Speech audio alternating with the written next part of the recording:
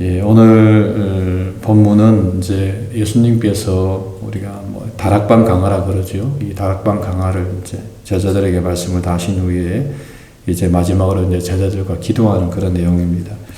학자들은 이제 이 본문을 이제 대제사장적 기도다라고 이렇게 이야기합니다. 오늘 본문은 이 크게 세 부분으로 좀 나눠져 있는데 1절부터 5절까지는 이제 예수님 자신을 위한 기도라고 이렇게 이야기할 수가 있고, 또 6절부터 19절까지는 이제 세상에 남겨진 제자들을 위한 기도다라고 이렇게 말을 할 수가 있고, 또 나머지 내일 우리가 살펴보겠습니다만은 내일 본문은 이제 세상에 있는 모든 성도들, 우리를 포함한 모든 성도들을 위한 기도다라고 이렇게 이야기할 수가 있습니다. 먼저 1절에 보게 되면 이제 예수님께서 이 말씀을 하시고 그랬는데, 이제 다락방 강화라고 하는 이 말씀을 제자들이 하시고 난 다음에 이제 눈을 들어 하늘을 우러러 이르시되 이제 기도하시는 그런 내용입니다. 그러면서 하나님께 기도하면서 하나님 때가 이르렀사오니 이제 아들을 영화롭게 하사 아들과 아버지를 영화롭게 하게 하옵소서라고 이렇게 기도하고 있습니다. 그래서 이제 때가 이르렀다라고 하는 것은 이제 예수님께서 이제 십자가를 질 때가 다 되었다라고 하는 그런 뜻입니다. 그래서 그 아들을 영화롭게 하사 아들과 아버지를 영화롭게 하게 하여 주옵소서라고 이야기하는데, 이 말씀은 이제 끝까지 이 아들이 예수님께서 십자가를 잘 질 수 있도록 하나님께 간구하는 내용이라고 이야기할 수가 있습니다. 참 이런 면에서 예수님의 기도, 우리의 기도는 참 많이 다르지요. 예수님께서는 십자가를 끝까지 잘 지게 해달라 기도하는데, 우리는 보통 보면 십자가를 할 수 있는 한 우리가 십자가를 지지 않게 해달라고 우리가 기도하지 않습니까? 그에 반해서 예수님께서는 끝까지 자신에게 주어진 사역을 잘 감당해 해달라고 하나님께 기도하는 것을 볼 수가 있습니다. 2절에 아버지께서 아들에게 주신 모든 사람에게 영생을 주게 하시려고, 그러니까 이 모든 것들이 이제 모든 사람에게, 모든 사람을, 모든 인류를 구원하시기 위한 하나님의 계획이었지 않습니까? 그래서 예수님께서도 아버지께서 아들에게 주신 모든 사람에게 영생을 주게 하시려고 만민을 다스리는 권세를 아들에게 주셨음입니다 라고 고백하고 있습니다. 영생이 무엇인가 라고 하는 3절에서는 영생은 곧 유일하신 참 하나님과 그가 보내신 자 예수 그리스도를 아는 것이니이다. 그러니까 하나님을 알고 예수님을 알고 예수님을 믿는 것, 이것이 바로 영생을 얻는 유일한 조건임을 오늘 본문에서도 우리에게 말씀을 하고 있습니다. 그러면서 예수님께서 아버지께서 내게 하라고 주신 일을 내가 이루어 아버지를 이 세상에서 영화롭게 하여 싸우니 아버지여 창세전에 내가 아버지와 함께 가졌던 영화로서 지금도 아버지와 함께 나를 영화롭게 하게 하여 주옵소서라고 이렇게 고백하는 것을 좀 보게 됩니다. 그렇게 이제 십자가의 길, 이 순교자의 길을 끝까지 잘 걸어갈 수 있게 해달라고 주님께서 하나님께 간구하는 것을 좀 볼 수가 있습니다. 두 번째로 이제 6절부터 19절까지는 제자들을 위한 기도인데, 사실은 이 기도가 좀 많이 제일 깁니다.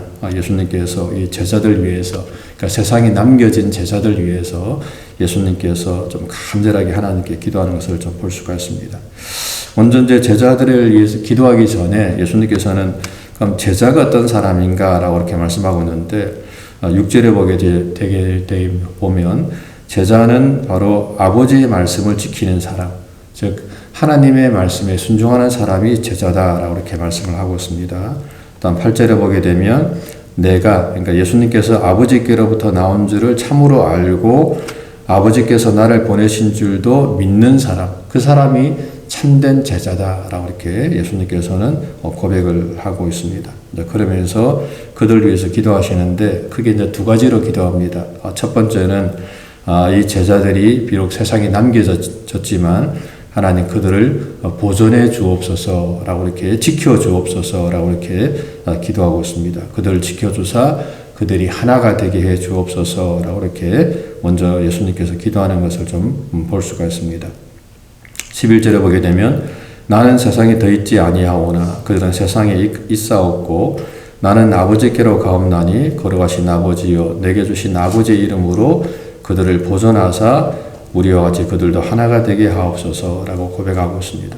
즉 예수님께서는 이제 가시는 거죠. 십자가 지고 하나님께로 가는데 그 남아있는 제자들을 하나님 정말 그들을 지켜 주옵소서. 그들을 지켜 주시고 그들이 믿음 안에서 하나가 될 수 있게 해달라고 예수님께서 좀 간절히 기도하는 것을 볼 수가 있습니다.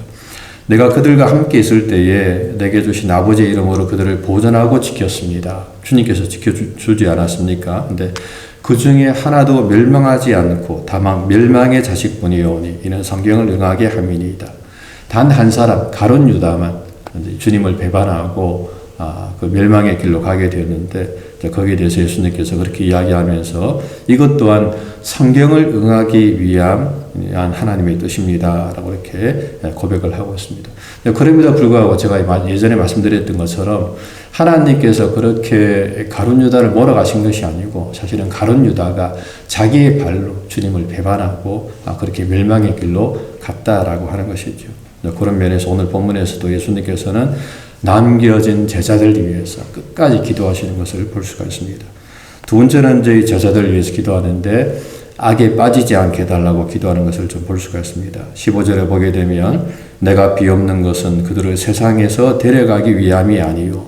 그러니까 세상에서 이제 데려가게 해달라고 천국으로 데려가게 해달라고 구원받게 해달라고 기도하는 것이 아니라 정말 그들이 악에 빠지지 않게 보존해 주옵소서. 악에 빠지지 않도록 그들을 지켜 주옵소서라고 기도하는 것을 좀 볼 수가 있습니다. 내가 세상에 속하지 아니함 같이 그들도 세상에 속하지 아니하였사옵나이다. 그러니까 그들이 세상에 속하지 않고 악에 빠지지 않게 해달라고. 우리가 주기도문에서 늘 그렇게 기도하고 있지 않습니까? 악에 빠지지 않게 해달라고 우리가 기도하고 있는데 오늘도 동일하게 예수님께서 제자들이 세상에서 그냥 이렇게 어떻게 보면은 좀 평안한 환경 가운데 살아가는 것이 아니라 비록 힘들고 어렵지만 팀 가운데 있습니다만은 그럼에도 불구하고 그들이 세상에 속하지 않고 악에 빠지지 않게 해달라고 예수님께서 그 제자들을 위해서 간절히 기도하는 것을 볼 수가 있습니다. 그러므로 우리들도 환경이 어렵다, 불편하다, 사실 우리가 이렇게 불평하거나 원망하지 말고 원래 세상은 그렇습니다. 이 신라원이 원래 그런 곳입니다. 원래는 복락원이었는데 아담과 하와가 죄를 지음으로 말미암아 신라원이 되었지 않습니까? 원래 이 신라원이 힘들고 고통스러운 곳입니다. 그럼에도 불구하고 정말 오늘 본문에서 예수님께서 제자들 위해서 그들이 악에 빠지지 않게 해달라고 기도하는 것처럼 정말 우리들도 동일하게 오늘도 이 힘들고 어렵지만 그 가운데서도 우리가 주님을 바라보면서 믿음으로 우리가 승리할 수 있도록 해달라고 우리가 좀 간절히 기도해야 될 줄로 믿습니다. 특별히 우리가 사순절기만 보내고 있는데 악에 빠지지 않도록 우리가 범죄하지 않도록 하나님 우리를 지켜주옵소서라고 이렇게 간절히 기도하는 저와 여러분들의 삶이 되시기를 주님의 이름으로 간절히 부탁을 드립니다.